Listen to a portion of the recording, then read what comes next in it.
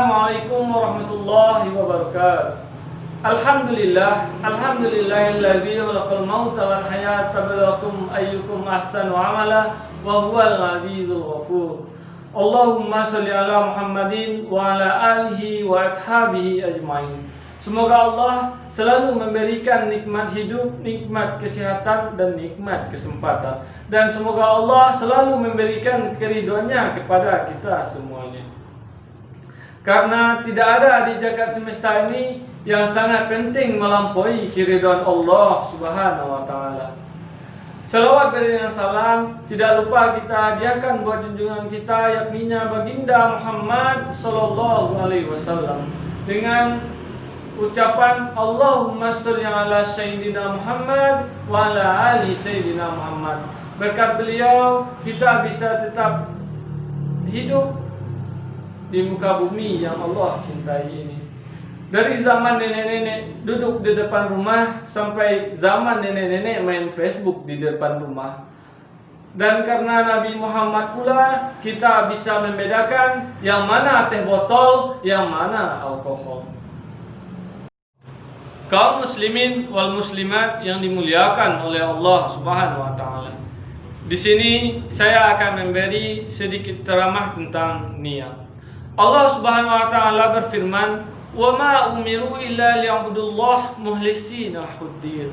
Tidaklah mereka diperintahkan kecuali beribadah kepada Allah dalam keadaan ikhlas.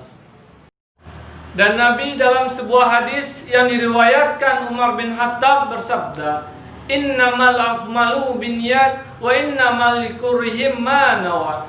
Sesungguhnya segala amal perbuatan itu tergantung niat, dan sesungguhnya seseorang mendapatkan apa yang ia inginkan.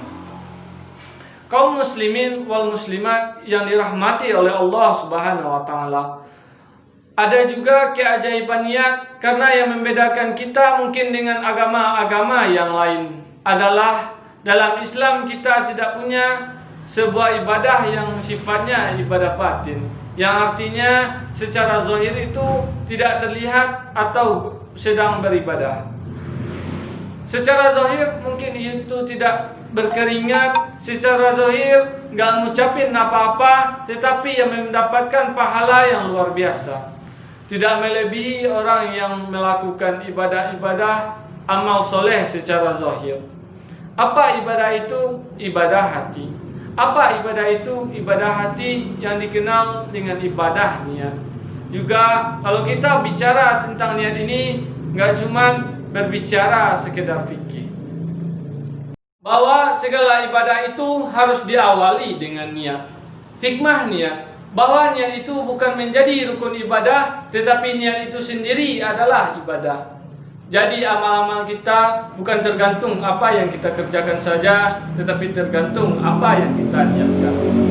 Ada orang yang secara zahir yang sempurna ibadahnya, tetapi nggak ada pahalanya karena niatnya rusak. Ada orang yang secara zahir ibadahnya yang kurang-kurang, tetapi pahalanya yang sempurna karena ibadahnya dan niatnya yang sempurna. Makanya Nabi mengatakan dalam hadis yang lain, Allah nggak ngelihat apa yang penampilan kalian, Allah nggak lihat apa perbuatan kalian. Dalam riwayat lain, Allah nggak ngelihat apa harta kalian, tetapi Allah ngelihat apa isi hati kalian. Maksudnya dari hati, apa niat. Makanya niat itu selain rukun ibadah, artinya kalau kita lagi puasa, nggak sah puasa kita kalau belum berniat. Ta'addudun niat, memperbaharui niat, dan memperbanyak niat. Apa artinya memperbaharui niat? Kita juga evaluasi. Kita puasa karena apa? Kita sholat tahajud karena apa? Kita memberikan orang makan karena apa? Sedekah karena apa? Kita perbaharui niat kita semuanya. Jangan sampai gara-gara kita tidak evaluasi niat kita, apa yang kita lakukan tidak bernilai apa-apa.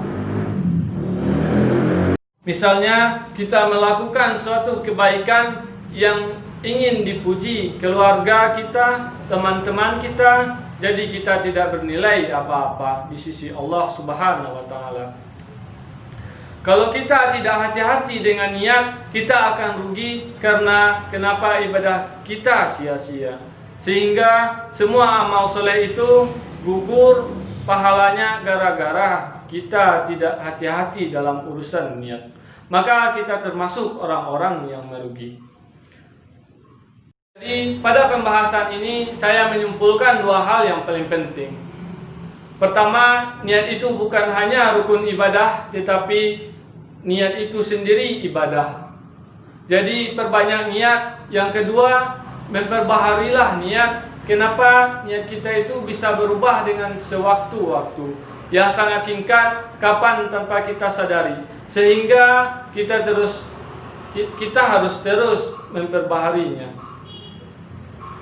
Sedikit aja ada yang mempengaruhi hati kita, perbaharuilah niat kita kepada Allah Subhanahu wa taala. Mudah-mudahan dengan kita menjaga niat semua ibadah, niat bernilai pahala di sisi Allah Subhanahu wa taala. Apa yang belum sempurna yang kita lakukan bisa bernilai sempurna karena niat kita yang sempurna kepada Allah Subhanahu wa taala. Mungkin hanya sekian yang dapat saya sampaikan. Saya sudahi dengan Assalamualaikum warahmatullahi wabarakatuh.